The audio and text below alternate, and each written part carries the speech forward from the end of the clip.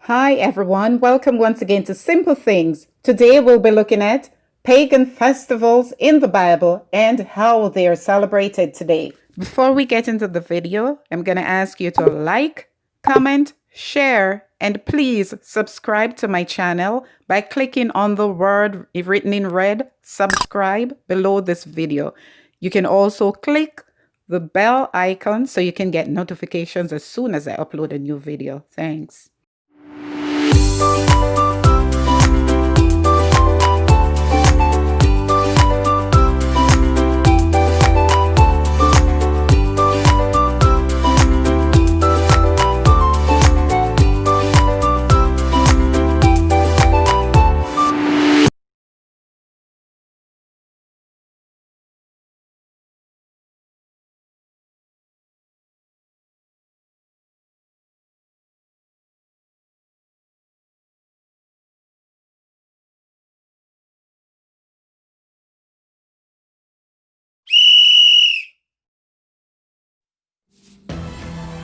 In chapter 5 of the book of Daniel, we read, Belshazzar the king made a great feast to 1,000 of his lords, and drank wine before the 1,000.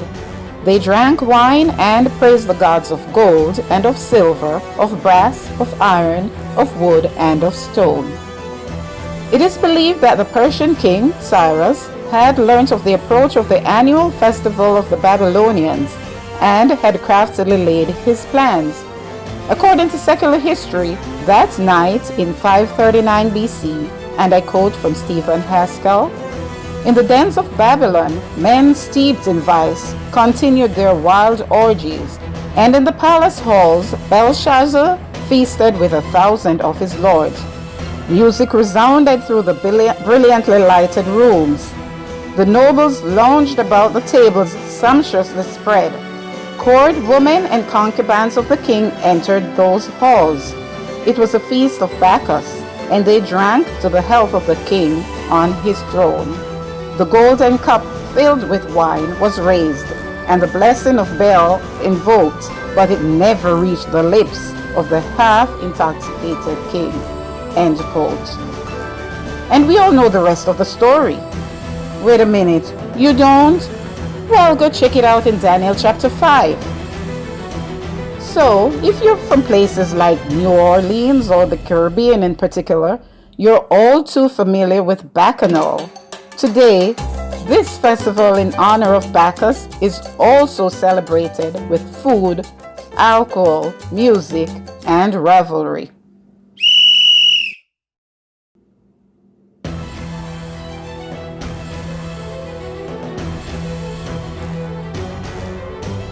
Beginning in 776 BC as a simple foot race, every 4 years, athletes, officials, and spectators traveled to Olympia for an athletic religious festival.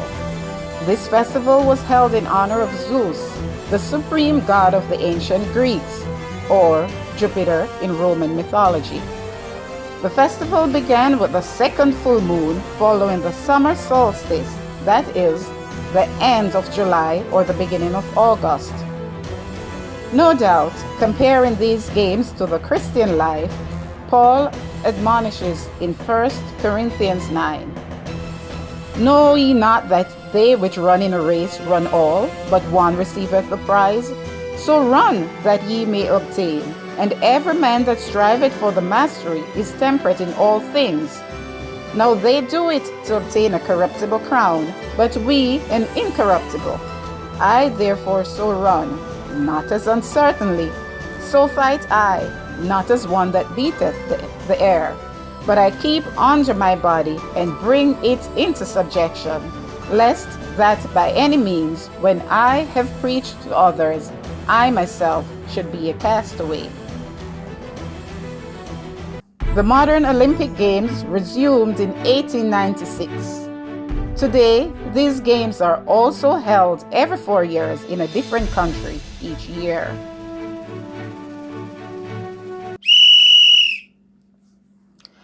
In Jeremiah 7 we read, Seest thou not what they do in the cities of Judah and in the streets of Jerusalem? The children gather wood, and the fathers kindle the fire, and the women knead their dough and make cakes to the Queen of Heaven, and to pour out drink offerings unto other gods, that they may provoke me to anger. So who exactly was this Queen of Heaven? In Mesopotamia, she was known as Ishtar. In Syria-Palestine, as Ashtoreth. She reached Egypt as Ashtartu. The Greeks called her Astarte, and in southern Arabia, she appeared as a male god named Athtar. All these names, by the way, have their roots in a Semitic verb that denotes irrigation or fertility.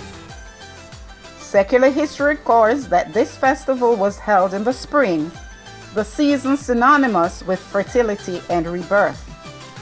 Women traditionally baked small cakes for a festival in her honor, and drink offerings or libations would be poured out on the ground, also in her honor. It would appear then that rebellious Judah, to whom Jeremiah was delivering God's rebuke, was in the practice of profaning the holy feast of unleavened bread with the festivities in honor of the pagan god, referred to as the Queen of Heaven. Both feasts were held around the same time of year. Is there anything in all this that resonates with you? Is there any similar practice today, both in the Christian and secular world, with which you are familiar? Well, I'll just leave that one up to your own research.